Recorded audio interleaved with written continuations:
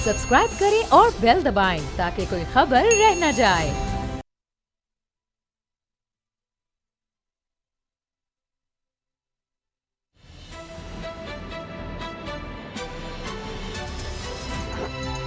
अब पता चला।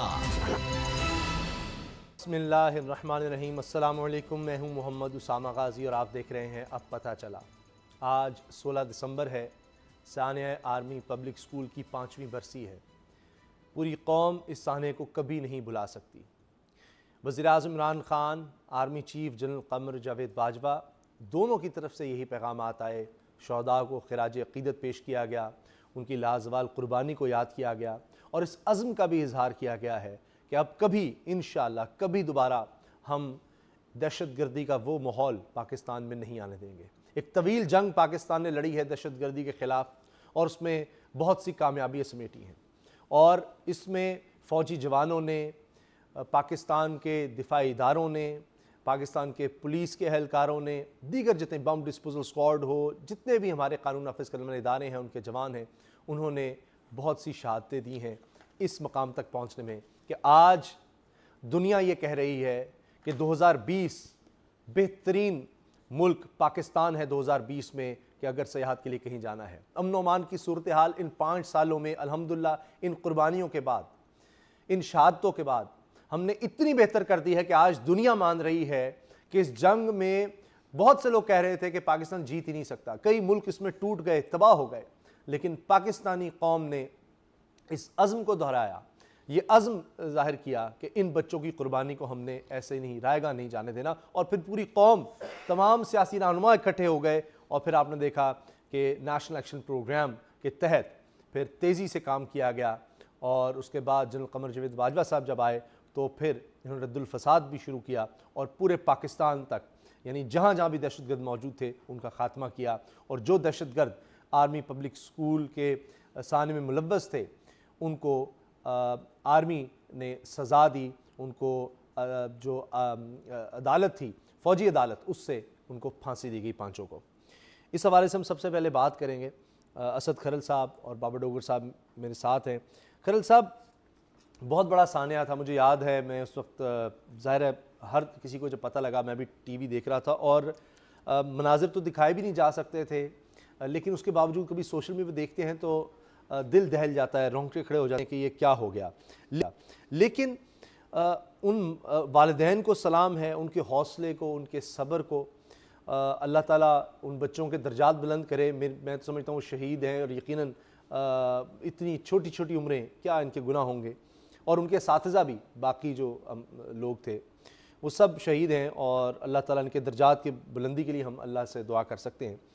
उसके बाद जो हौसला, जो अज़्म पूरी कौम ने दिखाया, और आज जिस तरह जहाँ पर हम खड़े हैं खरल साहब, कि आज आप देखें अब खबरें क्या आ रही हैं कि 2020 का साल, पूरी दुनिया कह रही है कि बेहतरीन मुल्क पाकिस्तान है। अगर जाना है, कहीं घूमना है, सियाहत के लिए आप जाना चाह रहे हैं, इस मुल्क में सब कुछ है। और उसकी बड़ी वजह आप ये कह रहे हैं कि वो चीज़ें पहले भी थी, लेकिन अमन व अमान की सूरत हाल बड़ी ख़राब थी, जो पिछले इन 5 सालों में बड़ी तेज़ी से बेहतर हुई अल्हम्दुलिल्लाह। उसामा साहब, ये दिन जो है कई हवालों से पाकिस्तान के लिए बहुत ही अहमियत का हमल है। अफसोसनाक एक वाक़या हुआ, अलमनाक एक सान्या हुआ, लेकिन उस साने के नतीजे में पाकिस्तान को वो कामयाबियाँ मिली। वो जो मासूम बच्चे हैं उनका जो खून था, जो दहशतगर्द डराना चाहते थे, कौम को डराना चाहते थे, तालीम के जेवर से जो आरास्ता बच्चे हो रहे थे उनको डराना चाह रहे थे, मैं समझता हूँ उन बच्चों की जो आहो बका थी, जो उन बच्चों की आवाज़ थी, जो उनकी शहादतें थी, उसके बाद पूरी कौम जिस तरह यकसुई के साथ दहशत गर्दी के खिलाफ इकट्ठी हुई, APC नेशनल एक्शन प्लान का इब्तिदा ऑपरेशन ज़रबे अज़ब जनरल रहील शरीफ की क़यादत में, उसके बाद जनरल क़मर जावेद बाजवा की क़यादत में ऑपरेशन रद्दुल फ़साद, वो इलाके जहाँ पे आप सोच भी नहीं सकते थे, पाकिस्तान के नो गो एरियाज थे, जो ट्राइबल एरियाज थे, जो बॉर्डर एरियाज थे, जिस तरीके से उनको दहशत गर्दों से पाक किया गया, जिस तरह पूरी कौम सीसा पिलाई हुई दीवार बन के खड़ी हुई दहशत गर्दों के खिलाफ, इस दहशत गर्दी के नासूर के खिलाफ इस सानिया APS से पहले अगर देखें, एक तो उन बच्चों को, उनके वालदैन को, उन उसाजा को, उन हमारे जो इंटेलिजेंस इदारों के, जो हमारे लॉ इन्फोर्समेंट एजेंसीज के, जो पाक फौज के, जो रेंजर्स पैरामिलिट्री फोर्सेस के जो जवान हैं जिनकी शहादतें हुई, उनको जितने भी दहशतगर्दी के वाकयात में खराज तहसीन पूरी कौम की जानब से हम पेश करते हैं। लेकिन ये जो खून है, ये जो बच्चों का खून है, जब ये गिरा तो उसके बाद आपने देखा कि आज वो पाकिस्तान सानिया APS से पहले आप देखें, कभी गुलशन इकबाल जो पार्क में धमाका होता था, कभी लाहौर धमाकों की जद में होता था, कभी क्वेटा धमाकों की जद में होता था, कभी कराची की गलियों में खून बह रहा होता था, कभी इस्लामाबाद, कभी रावलपिंडी, कोई पाकिस्तान का शहर महफूज नहीं था। कोई मस्जिद, कोई पार्क, कोई स्टेशन, कोई एयरपोर्ट, कोई मुझे बता रहे जगह जगह जगह खुदकश हमले हो रहे थे, धमाके हो रहे थे, खुदकश बम्बार जगह जगह फिर रहे थे। तो उसके बाद एक इतना जबरदस्त ऑपरेशन हुआ, पूरी कौम इसके एक खड़ी हुई और वो जो खून है वो रंग लाया। और आज अल्हम्दुलिल्लाह पाकिस्तान जो है, ये नासूर जो दहशतगर्दी का है, जो दहशतगर्द थे उनके अजाइम नाकाम हुए और वो जो बच्चे थे उनकी जो कुर्बानियां थी वो रंग लाई। अच्छा बाबर साहब, अब उस वक्त मुझे याद है कि इस वाक़े से पहले बाज़ जमातें दहशतगर्दों के हवाले से कुछ अजीब सा रवैया रखती थी, अगर मगर से काम लेती थी कि नहीं इनसे बातचीत, या ये हमारे लोग हैं, इनसे बात होनी चाहिए। फिर अजीबोगरीब बहस, मैं नाम इसलिए नहीं रहा जमातों का कि फिर बुरा लगता है अब कि पुरानी बात क्या करनी, लेकिन इस वाक़े के बाद उनको भी समझ आ गई कि इनका खात्मा ही, हमें दहशतगर्दों का खात्मा करना पड़ेगा। उसामा साहब, मैं खुलकर कहता हूँ कि PMLN की गवर्नमेंट थी और PMLN जो थी वो ये चाह रही थी कि दहशतगर्दों के साथ मुज़ाकरात किए जाएँ, उनसे बातचीत की जाए। लेकिन सानिया APS ने यह साबित किया कि हमारा जो दुश्मन है वो किसी हिदायत के लायक नहीं है।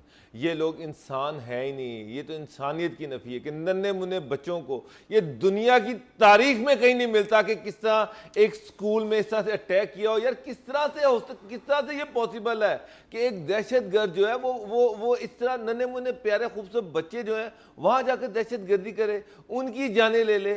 लेकिन ये हुआ है, पाकिस्तान में हुआ, और वो एक टर्निंग पॉइंट था पाकिस्तान की हिस्ट्री का, जहाँ पर फिर सारी पॉलिटिकल पार्टीज बैठी, आपकी हुकूमत और आपकी आर्मी एक पेज पर आई और हमने ये फैसला किया कि जनाब दहशतगर्दों के खिलाफ, दहशतगर्दी के खिलाफ ज़ीरो टॉलरेंस, नो टॉलरेंस की पॉलिसी अपनाई जाएगी।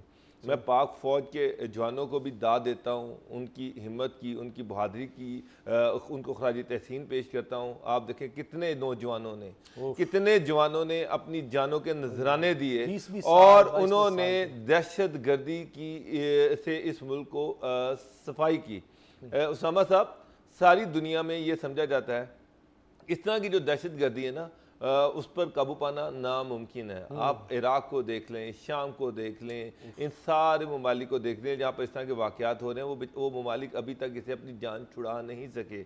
लेकिन अफवाज पाकिस्तान ने साबित किया कि वो एक प्रोफेशनल फोर्स है, वो दुनिया की एक ट्रेंड फोर्स है और किसी किस्म की दहशतगर्दी के लिए वो तैयार हैं। और उन ऑपरेशन रद्दुल फिसाद जो है उसने दहशतगर्दी से हमें निजात दिलवाई। और इस सब लेकिन उसामा साहब, अब हमने दुनिया में साबित करना है कि पाकिस्तान दुनिया में एक पुरअमन मुल्क है। और उसके साथ साथ मेरी रिक्वेस्ट है, मैं हाथ जोड़कर उन सियासी पार्टियों से, उन सियासी जमातों से इल्तिजा कर रहा हूँ, रिक्वेस्ट कर रहा हूँ कि खुदारा ये जो अदारों को टारगेट कर रहे हैं ये खत्म। अच्छा, ये जो आपने इदारों की बात की, आर्मी चीफ की जो एक्सटेंशन का मामला था, आज उस पर तफसीली फैसला आ गया है।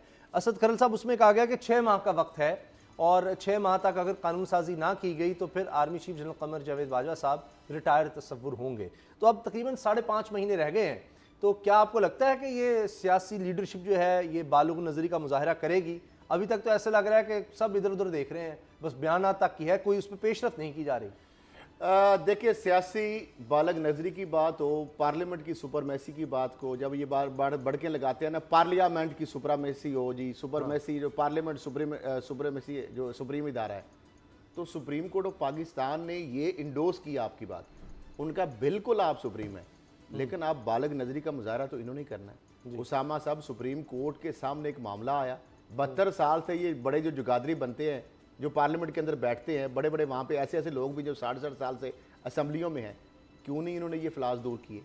अगर सुप्रीम कोर्ट ने इनको अब कहा है, इनको ऑनर दी है कि भाई ये चीज़ें थी, ये एम्बिग्विटीज़ थी, हम आपकी ही कोर्ट में बाल फेंक रहे हैं, आप इसको दुरुस्त करें, वरना अगर नहीं करेंगे तो हमने 6 माह इसलिए, क्योंकि जाहिर बात है आर्मड फोर्सेस का एक बड़ा एक सेंसिटिव मामला जिस तरह होते हैं, कमांड है, उसकी जब तक तब्दीली नहीं होती वो खला तो छोड़ा नहीं जा सकता, तो गैर यकीनी की सूरत हाल भी नहीं पैदा की जा सकती।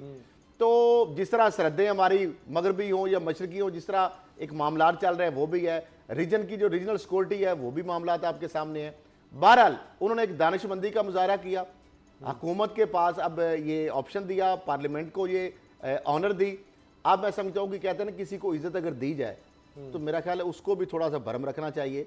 अब मामला ये है कि मामला ये जनरल कमर जावेद बाजवा का नहीं है, ये मौजूदा चीफ ऑफ आर्मी स्टाफ का मामला नहीं है, ये एक ओहदे का मामला है, एक स्लॉट का मामला है, जो आइंदा आने वाली इंस्टीट्यूशन का मामला है।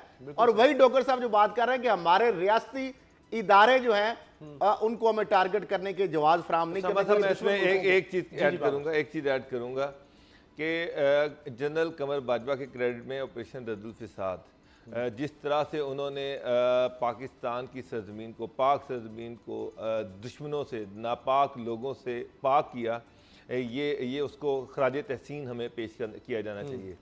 उसके साथ साथ अगर आप देखिए आपके हमसाया मुल्क में, आपके दुश्मन मुल्क में जनरल बिपिन रावत जो मोदी का नौकर बना हुआ है, मुलाजिम बना हुआ है, वो उसके हाथ मुसलमानों के कत्ल से रंगे हुए हैं।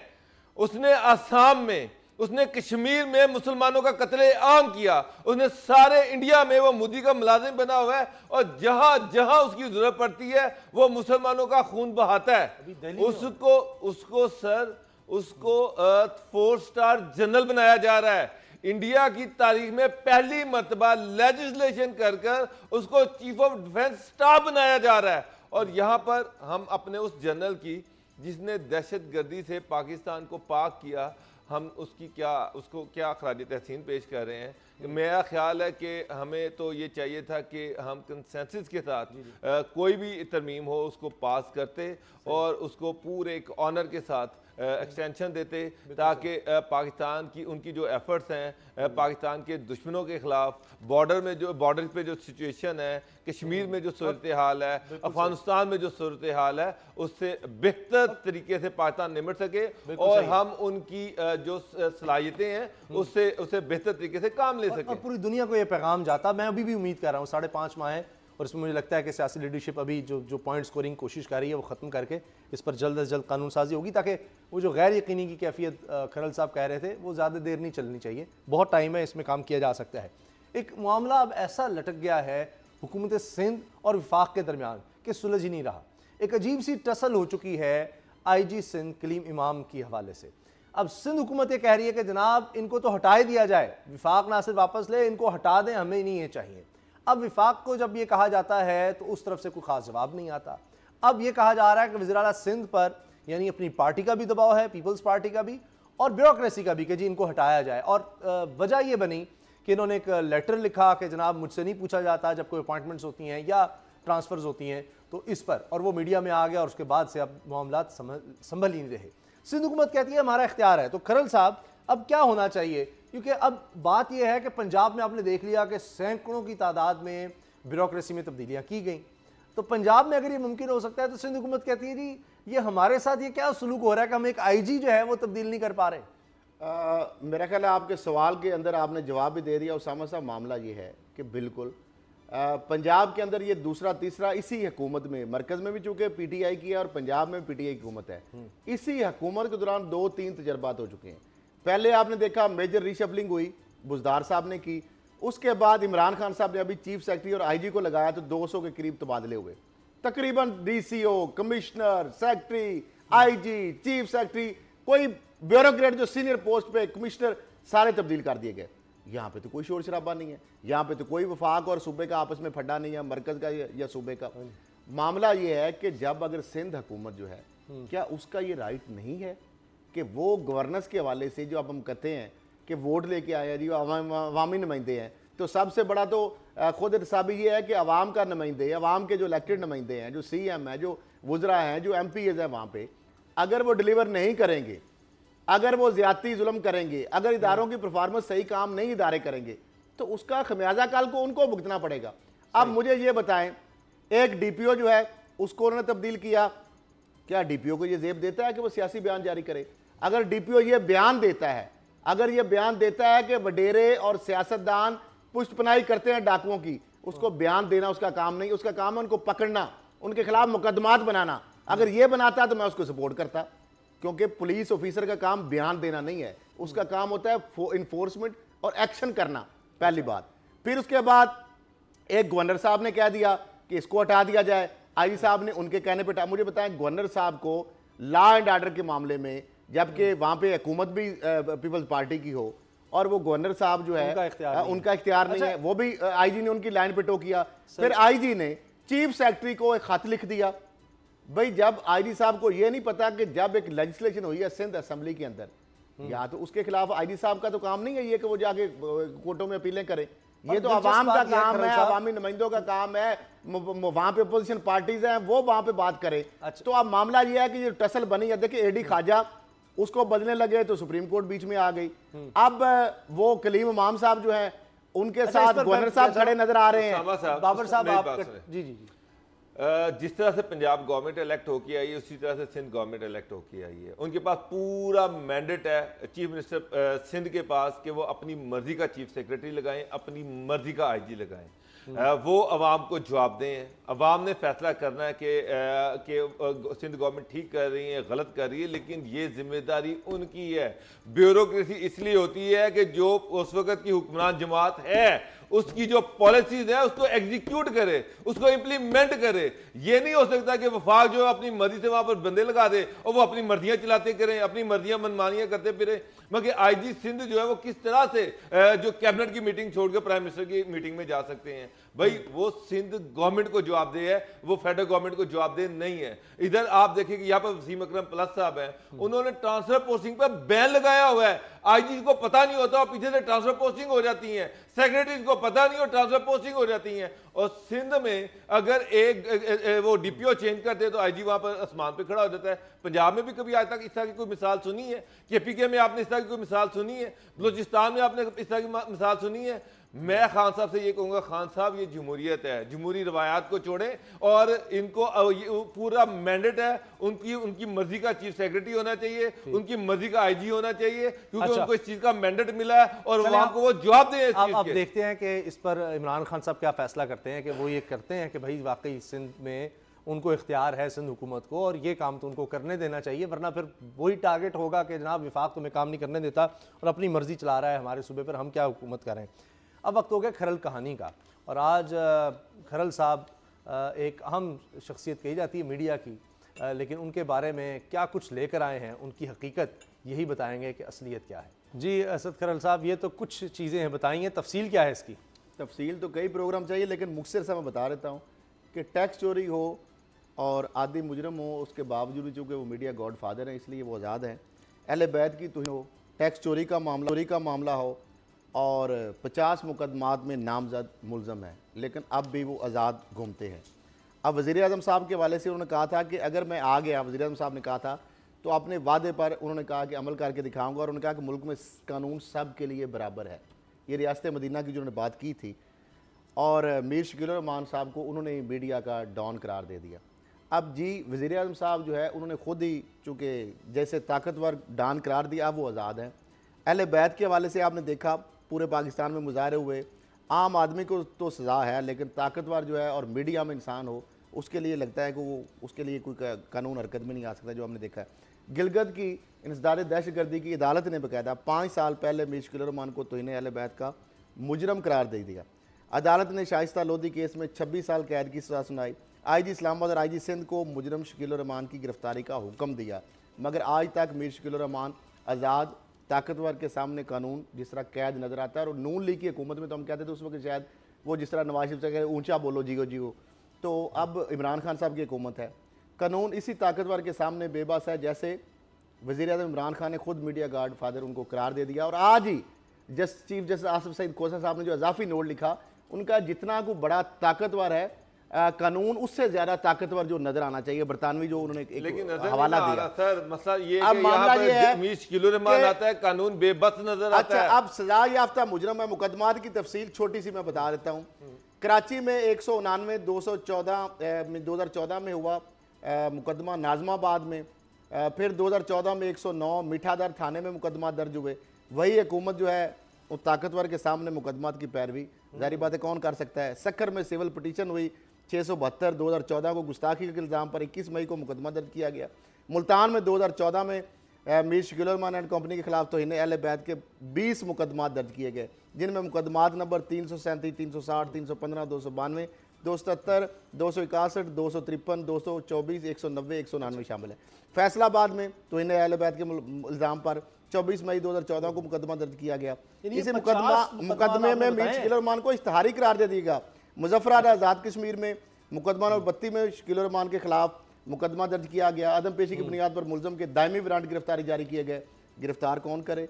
आज़ाद कश्मीर वज़ीर आज़म आज़ाद कश्मीर राजा फ़रूक हैदर के खिलाफ कश्मीर के हवाले से मनफी प्रोपेगेंडा करना पर 181 जो सन 2017 मुकदमा, इस केस में चलान नामुकम्मल जमा कराया गया। कानून फिर भी ताकतवर के सामने बेबस। अब मामला यह है कराची थाना शाह लतीफ़ टाउन की बात हो, खैबर पख्तूनख्वा। साहब आपकी बात मैं वाकई मानता हूँ कि ये इतने केसेस हैं कि वाकई प्रोग्राम का वक्त खत्म हो जाएगा, लिख लेनी है। और ब्रेक के बाद मैं आपको बता दूं कि राव अनवार साबिक एसपी राव अनवार साहब हमारे साथ होंगे और कई कंट्रोवर्सीज उनसे जुड़ी हैं। अभी हाल ही में अमेरिका ने भी उन पर पाबंदियां लगाई हैं। उन पाबंदियों की क्या वजह है, क्यों लगाई गई हैं, और वो क्यों कह रहे हैं कि वो अब अमेरिका जाकर अमेरिकी वजारत ख़जाना के खिलाफ केस करेंगे। और इसके अलावा जो कंट्रोवर्सीज उनके इर्द गिर्द हैं वो उनके बारे में वो क्या कहते हैं। तो जब से कंट्रोवर्सीज आई हैं पुलिस मुकाबलों की और दीगर सारे मामला, उसके बाद से पहली दफ़ा वो टेलीविजन पर आपको नजर आ रहे हैं। ब्रेक के बाद राव अनवार साहब हमारे साथ होंगे, कहीं मत जाइएगा।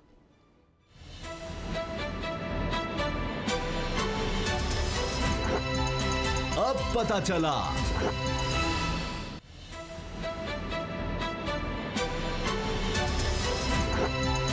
अब पता चला। जिस तरह ब्रेक से पहले मैंने अर्ज किया था, हमारे साथ हैं साबिक पुलिस ऑफिसर एसपी राव अनवार और उनसे हम बात करेंगे। बहुत सी बातें कही जाती हैं उनके बारे में, लेकिन जब से उनके खिलाफ कंट्रोवर्सीज आई हैं, बहुत से केसेस का उनको सामना है, पहली दफ़ा वो मीडिया के सामने आ रहे हैं। हमको बोल न्यूज़ में अब पता चला में देख रहे हैं। राव अनवार साहब, शुक्रिया आपके वक्त का। ये बताइए कि आपको तो इनकाउंटर स्पेशलिस्ट भी कहा गया, कई केसेस आप पर बने, बहुत कुछ हुआ, लेकिन अब एक और बड़ा काम ये हुआ कि अमेरिका ने आप पर पाबंदियां लगा दी हैं। पाकिस्तान में तो केसेस थे, लेकिन ये अमेरिका ने पाबंदियां आप पर लगा दी। उसकी क्या वजह है? क्या कह रहा है अमेरिका, आपसे क्या चाहता है?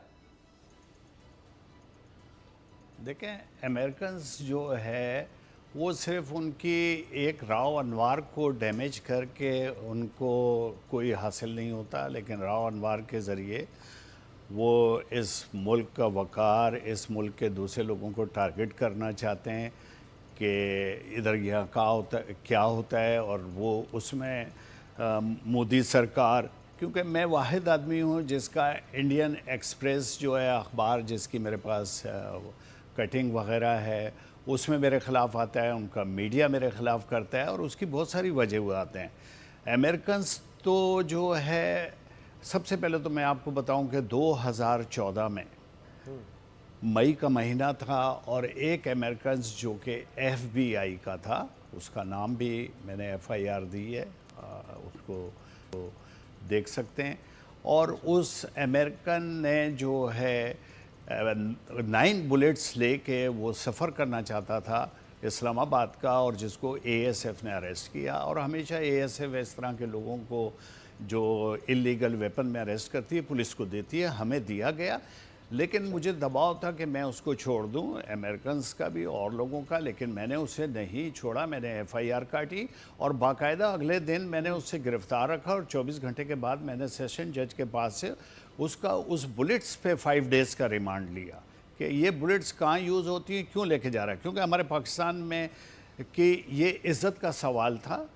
हाँ, इसके अलावा आपने देखा होगा कि पाकिस्तान कोई पाकिस्तानी अमेरिका जाता है, अगर उसके पास खिलौना पिस्तौल निकल आती, ना उसकी फैमिली को मिलने दिया जाता, ना उसका पता चलता, उसको दहशतगर्द कर देते, या एक बुलेट्स मिल जाती तो फिर तो समझे कि वो बिल्कुल गया था 2, 4, 5 साल के लिए।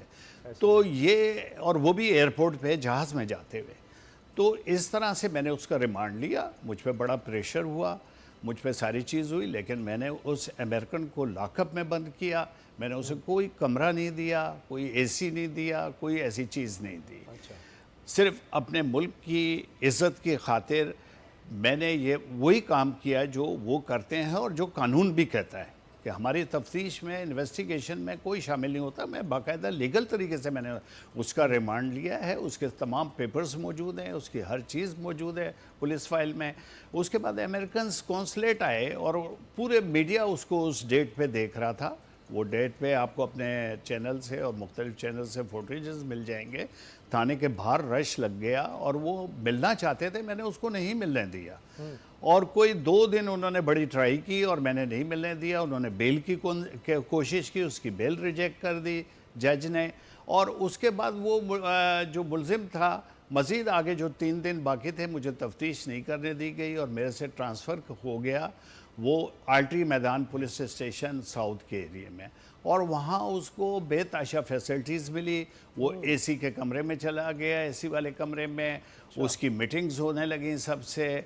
जो लोग हैं ना, इस तरह का हमारे पुलिस के लोग काम कर जाते हैं। और उसको जो है कराची के 2 5 स्टार होटल हैं, उस वक्त मूव इन पिक का नाम शेराटन था, वहाँ से लंच बॉक्स आ रहे थे, मुझे वहाँ के पुलिस वाले बता रहे थे, कोई पीसी से आ रहा था और उसको आराम दे दिया गया, जो कि काम मैंने नहीं किया था। और उसके बाद 5 डेज़ के बाद वो रिलीज़ भी हो गया और वो उसी वक्त सेम डे 2 या 3 घंटे के बाद मुल्क भी छोड़ गया। तो ये चीज़ थी, एक तो ये चीज़ है। और उसको कोई 1.5 महीने के बाद, इस्लामाबाद में 1.5 या 2 महीने के बाद, एक और अमेरिकन पकड़ा गया वेपन और पिस्टल के साथ, जिसमें उसकी इलीगल पिस्टल भी थी, बुलेट्स भी थी। लेकिन वहाँ केस भी जो है शायद हुआ या नहीं हुआ, लेकिन वो 2 घंटे के बाद पता चला कि उसको छोड़ दिया गया 12-1 बजे के करीब, और वो भी पाकिस्तान से चला गया। तो मैंने तो उसको बिल्कुल रोक लिया था और मैं तफ्तीश करता, वो नहीं जा सकता था, अपना केस सारी ज़िंदगी यहाँ लड़ता, या तो वो बुलेट्स को प्रूफ करता या कुछ करता। लेकिन बहरहाल ये चीज़ें होती हैं। और उसके मई के फ़ौरन बाद हमारे यहाँ जो है जून के 2014 में एयरपोर्ट पे अटैक हो जाता है, जिसमें 10 दहशतगर्द मारे जाते हैं, जिनका ताल्लुक भी पाकिस्तान से नहीं होता है, लेकिन उनको सहूलतकार पाकिस्तान के होते हैं। उज़्बेक भी हैं उसमें, या चीचन थे। 5 एक साइड पे मारे घुसते हैं और 5 दूसरे जेरीज की साइड से। मैं वहाँ उस वक्त एसएसपी होता हूँ, मैं वहाँ जाता हूँ, मेरे साथ ईस्ट का एसएसपी पीर मोहम्मद शाह जाता है। हम 2 गाड़ी में अंदर जाते हैं, दाखिल होते हैं गेट से, एपीसी से, और हम उनसे मुकाबला करते हैं। उससे पहले एएसएफ वाला शहीद हो जाता है, उससे मुकाबला किया, उनको रोके रखा और उन्होंने उसको मारा।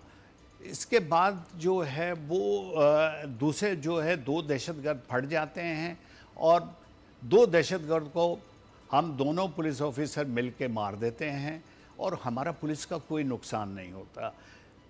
दूसरी साइड पे तो कानून नाफिज करने वाले अदारों ने कार्रवाई की जेरीज की साइड पे, और उन्होंने भी तकरीबन 5 मिनट के अंदर अंदर या 2 से 3 मिनट मेरे ख्याल में लगे होंगे और उन्होंने उनका सफाया कर दिया। बाद में ये दहशतगर्द भी 400 में अमेरिका ने शामिल कर दिए। ये 10 दहशतगर्द, 12 ऐसे दहशतगर्द हैं जो कि जिन पे हेड मनी है, जो हमारे अपने पुलिस अफसरों ने मेरे मलीर ज़िले के लिए किए, जिस पे अच्छा। और वो हेड मनी कम नहीं है उन 12 पे, उस राव पे साहब। 18 मिलियन, अच्छा, 1 करोड़ 80 लाख की है।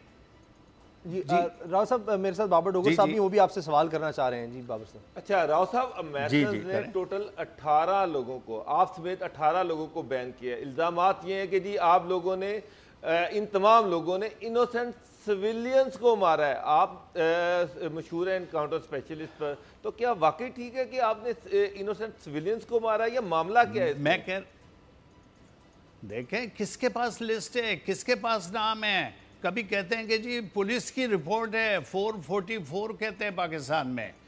हो सकता है कि ये हमारे ज़िले में, क्योंकि सबसे ज़्यादा लाइन जो थे ऑर्डर वो ख़राब थी, उसमें तालिबान थे, वहाँ बाकायदा अदालतें लगती थी, वहाँ किसी को शेव नहीं करने दी जाती थी, बहुत सारी चीज़ें ऐसी होती थी।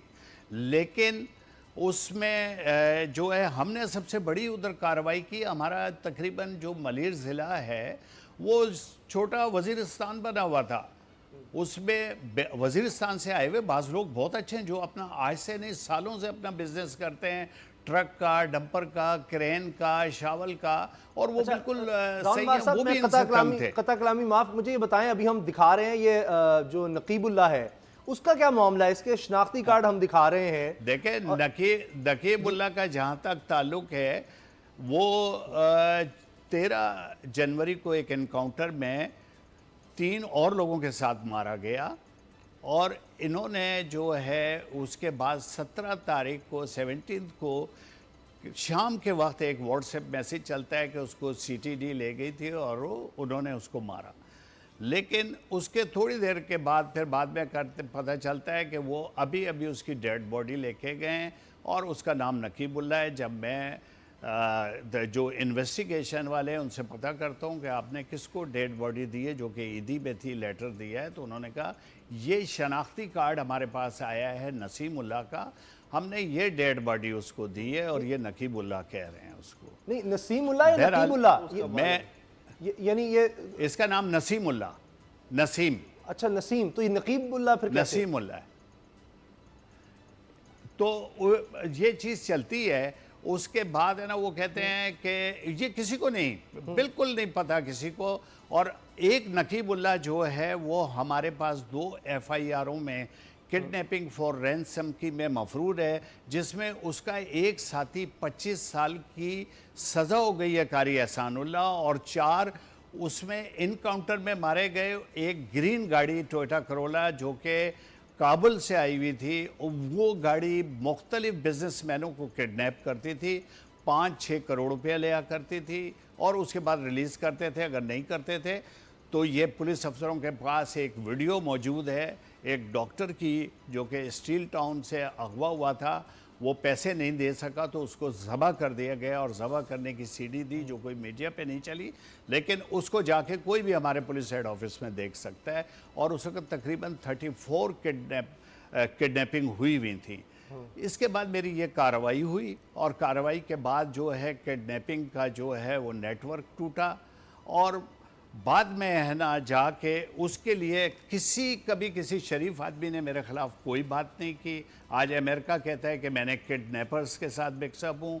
एक और मैं चीज़ आपके बताऊँ कि ब्रिटिश नेशनल था लड़का, जो कि मुर्तज़ा बलोच जो इस वक्त मिनिस्टर है सूबाई, उसका बेटा, उसके लिए उसको अगवा किया, और मैंने 48 आवर्स में उसको अपने ही एरिया के एक फार्म हाउस से रिकवर किया, क्योंकि वो बारिश का दिन था, मुझे यकीन था कि वो ज़्यादा दूर नहीं ले गए होंगे। सर्च की और वो मिला, उसमें 5 किडनैपर्स मारे गए, जिसमें हमारा एक पुलिस का सिपाही था जो कि शिकारपुर और उस साइड से ताल्लुक़ रखता था, और 4 दूसरे थे।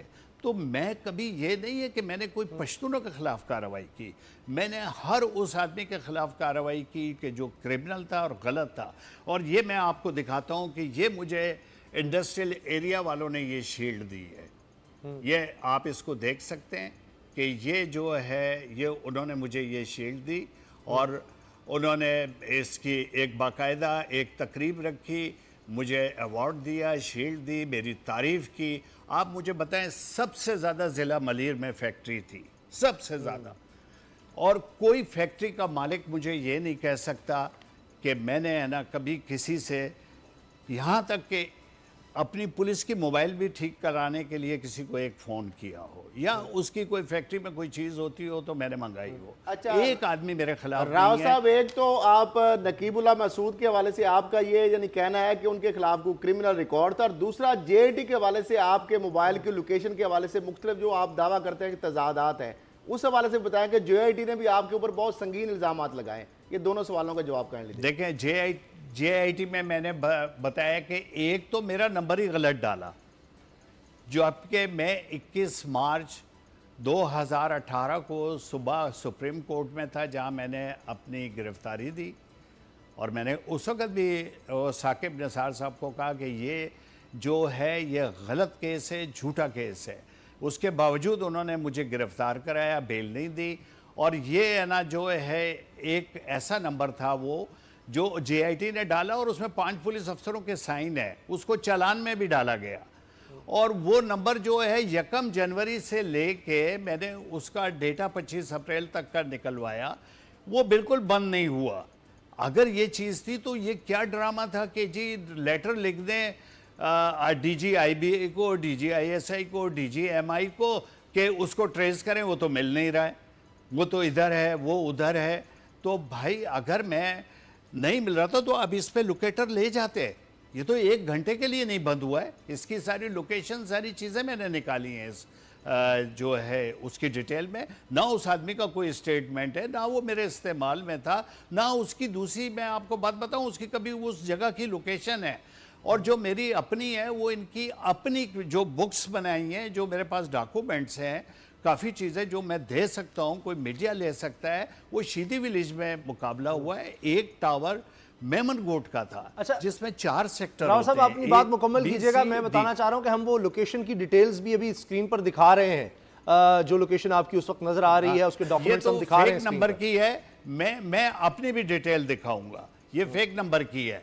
दूसरी, मैंने उन पे एतराज़ किया था कि ये JIT की, मैंने एक अपील की थी कि ये JIT का जो होती है 19A के तहत जो है JIT में दीगर अदारे शामिल होना ज़रूरी है जब वो JIT बनती है। उसमें IB होती है, उसमें ISI होती है, MI होती है, उसमें रेंजर, CTD, मुख्तलिफ लोग होते हैं, सारी JITs ऐसी बनी हैं।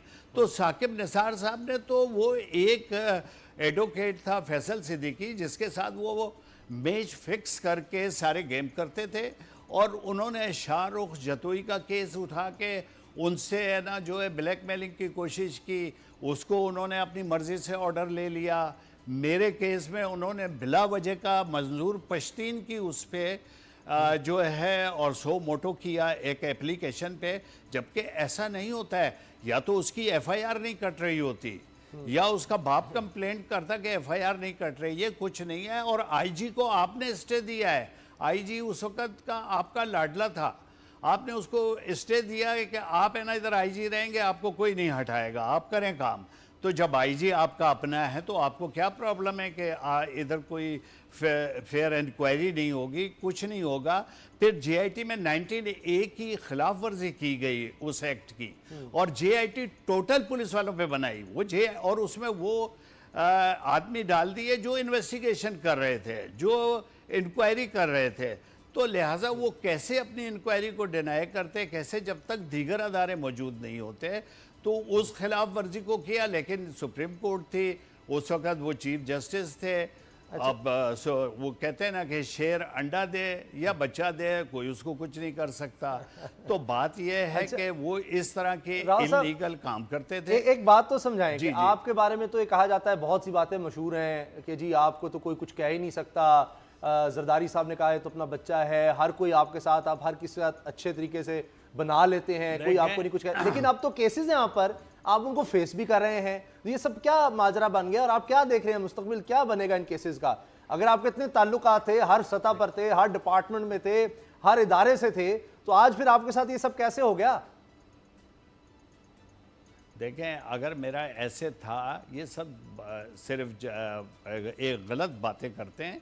मेरा सिर्फ प्रोफेशनल काम की वजह से जरदारी साहब मेरी रिस्पेक्ट करते थे, बाकी ना मैंने कभी कोई उनसे अपना मफाद लिया, ना उन्होंने मेरे से कभी कोई गलत काम कराया। और 95-6 में कराची की इतनी वर्स्ट हालात थे जिसमें मैंने काम किया, जिसमें जो है सबसे पहले मैंने पहला गैंग जो इसने रेंजर्स के कप्तान को शहीद किया, फारूक दादा था पटनी, जो कि मशहूर था, उसके साथ 4 लोग इनकाउंटर में मारे गए, जिसपे 65 लैक्स की हेड बनी थी, जिसपे उस वक़्त के IG अफजल अली शिकरी साहब और DIG शुएब सडल साहब ने जैसे ईमानदार अफसरों ने जो है उसको अप्रिशिएट किया, और मुझे सितारा शुजात मिला। कायदे आज़म पुलिस मेडल मुझे जब मिला, वो गज़ेट मौजूद है। आज कुछ मीडिया में बैठ के, एक मीडिया जो मेरे खिलाफ मुहिम चलाता है, उसमें बैठ के कहते हैं कि जी इसको तो आज तक कोई मेडल नहीं मिला कायदे आज़म, और ना मैं मेडल के लिए काम करता हूँ। मैंने टोटल काम सिर्फ इसलिए किया। फिर दूसरा गैंग जो था 4 लड़कों का, जो कि फ़हीम कमांडो था, जिसने रेंजर्स के DSR मारा, पुलिस के DSP मारे और बेताशा किलिंग की थी, उसकी सारी FIR मौजूद थी, वो नॉमिनेट था, उसको मारा। ये 8 टोटल MQM के आदमी हैं, उसमें कहते हैं मैंने सैकड़ों आदमी मारे। वो मुझे वो सैकड़ों आदमियों की लिस्ट दे दें कि मेरे जहाँ उस ज़माने में मैं एसएचओ था कि मेरे किसी थानेदार ने मारा हो मेरे एरिया में किसी एमकेएम वाले को, या मैं अब ज़िला मलीर का एसएसपी था तो किसी, या टीपीओ रहा हूँ गडाब भी किमाड़ी भी, तो या वहाँ किसी एमकेएम वाले को मारा है, ठीक है। वो वहाँ मीडिया अच्छा, में बैठ के आखिर कहते में- हैं सैकड़ों आदमी मार उसामा दिए। साहब, मेरा सिर्फ एक सवाल है कि जिस तरह से आपकी क़यादतकशी की गई, जिस तरह से आपके खिलाफ कैंपेन चलाई गई, कौन सा ऐसा माफिया था जो ये सब कुछ करता रहा है? कौन से आपके ऐसे मुखालफीन थे जो आप समझते हैं कि ये लोग वो थे जिनकी वजह से ये सारा कुछ हुआ, जो इसके जिम्मेदार हैं, जो चीज़ें यहाँ तक पहुंची कि अमेरिका ने भी आप पर पाबंदी लगा दी? देखें, इसमें सबसे बड़ी चीज़ तो ये है कि मैंने एक प्रेस कॉन्फ्रेंस की थी 2015 में कि ये रा के एजेंट पकड़े गए हैं लड़के दो, जो रा में इनको ले जाती है बैंकॉक के ज़रिए दिल्ली बुलाते हैं और किस तरीके से उनको इंडिया में ट्रेनिंग दी जाती है। और ऐसे बहुत सारे लड़के हैं जो बाद में मुख्तलिफ अदारों ने पकड़े, रेंजर्स से पकड़े और पुलिस ने पकड़े, बहुत सारे हैं और कितने अभी तक नहीं हैं, कोई साउथ अफ्रीका में, कोई के।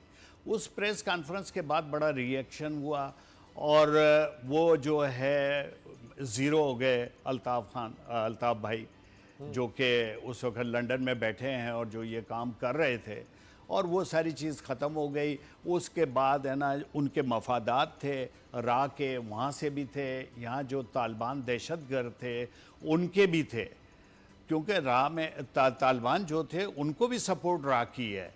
वही अफ़गानिस्तान इस साइड पे होते हैं, कोई फेयर, क्योंकि वो हमारे मुसलमानों को यूज़ कर रहे हैं। मस्जिद में हमारे धमाका होता है, मुसलमान इन्वॉल्व होता है।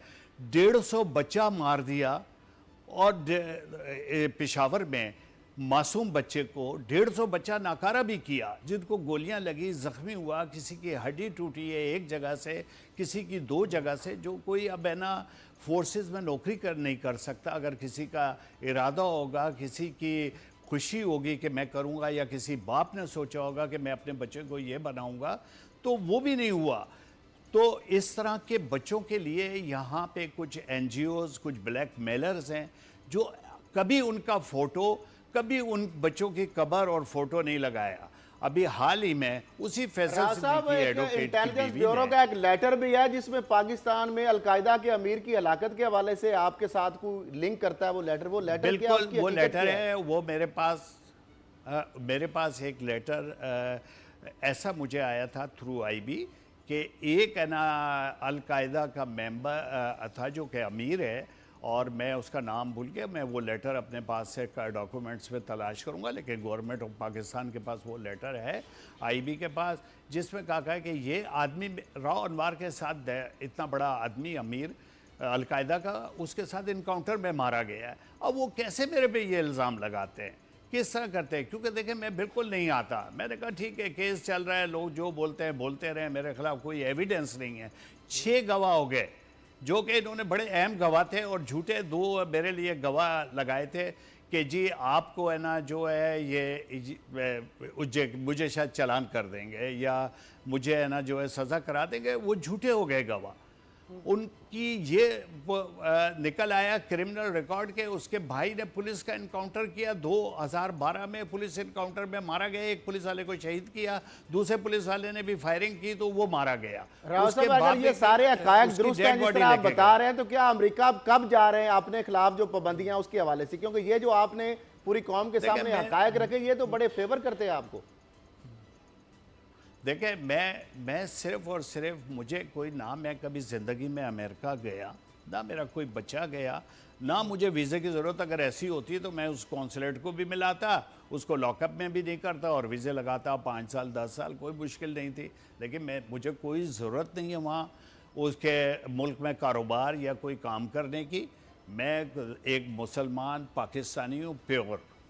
मैं कभी इस चीज़ की, मुझे वो कोई ख्वाहिश नहीं है, और ना मेरे को उन्होंने ये मेरे पे कोई पाबंदी, ना मेरी कोई प्रॉपर्टी है ना, क्योंकि जब मैं गया ही नहीं तो प्रॉपर्टी कहाँ से आ जाएगी, क्या कारोबार हो जाएगा। बहुत बहुत शुक्रिया। राउंड खत्म हो गया, यानी आपके वहाँ प्रॉपर्टी नहीं है तो कहा जा रहा था कि वो अमेरिका अपने पास रख लेगा या आपको आने नहीं देगा, तो आप कभी जाना भी नहीं चाहते। बहरहाल आपने राव अनवार का मौक़िफ़ जाना, बहुत सी बातें मीडिया में कही जाती हैं, तो आज आपने उनको ख़ुद भी देख लिया। इतने अरसे के बाद पहली दफ़ा टेलीविज़न पर बोल पर उन्होंने वक्त दिया और जो उनका मौक़िफ़ था अमरीकी पाबंदियों के हवाले से और दीगर केसेस के हवाले से आपने जाना। प्रोग्राम देखने का बहुत शुक्रिया, दुआ में याद रखिएगा, इजाज़त दीजिए, अल्लाह हाफ़िज़।